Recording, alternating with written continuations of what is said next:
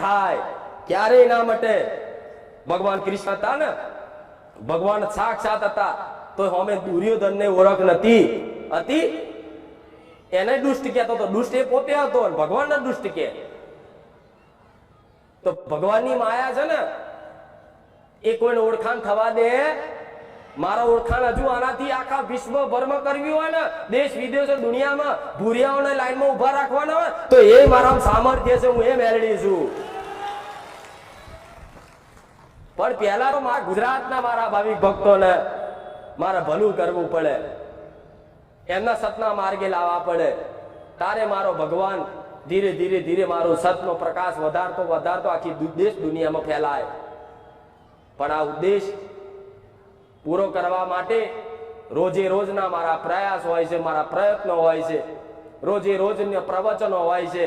આ પ્રવચન જીવનમાં અમલ કરી જોજો. એક વખત ના થાય ને, કદાચ આળસ આવે ને અને બેચેની લાગે ને, તો એ ખાલી મારી હામાં હા મિલાય, ખાલી કોશિશ કરજો, કોશિશ સપોર્ટ હું મેલડી કરીશ.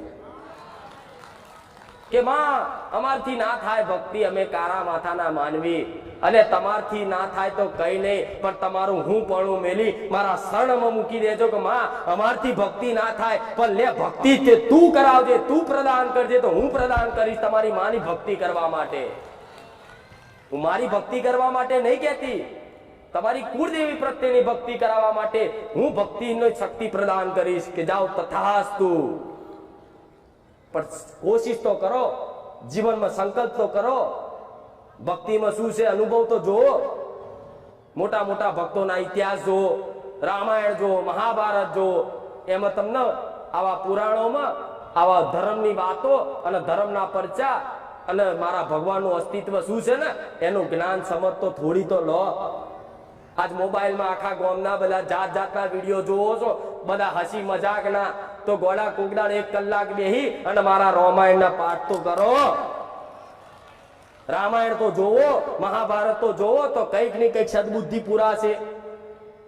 પણ આજ તો અહીંથી જ્યાં નહીં, ઘેર પહોંચ્યા નહીં, એટલે રોજે રોજનું જે ચાલુ હોય ચાલતું જ રહેવાનું. મોબાઈલનો જમાનો છે, તો એ જ મોબાઈલમાં તે સારું આવે છે, ખરાબ આવે છે. શું જોવું એ તમારી પર નિર્ભર થાય છે. પણ આજે કોઈને આવા પ્રવચન, આવા ભગવાનની લીલા મહિમા કોઈને જોવી.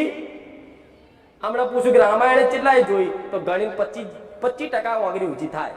કે મહાભારત કેટલાય જોઈ, ગણિત 25% માણ વાંગરી ઊંચી થાય. એ તે જોવા ખાતર જોઈએ. ભગવદ્ ગીતા કોણે વાંચી? ભગવાન જાણે. ભગવદ્ ગીતા એટલે શું? અમુક ને એ નહીં ખબર. અરે ગોડા, તમે સનાતન હિન્દુ ધર્મના કદાચ દીકરાઓ છો. તમારો જન્મ થયો ને એ ભારત દેશમાં થયો છે, અને એમાં તે હિન્દુ ધર્મમાં, તો તમે બહુ ભાગ્યશાળી છો. નહીં તો આફ્રિકાના કાર્ય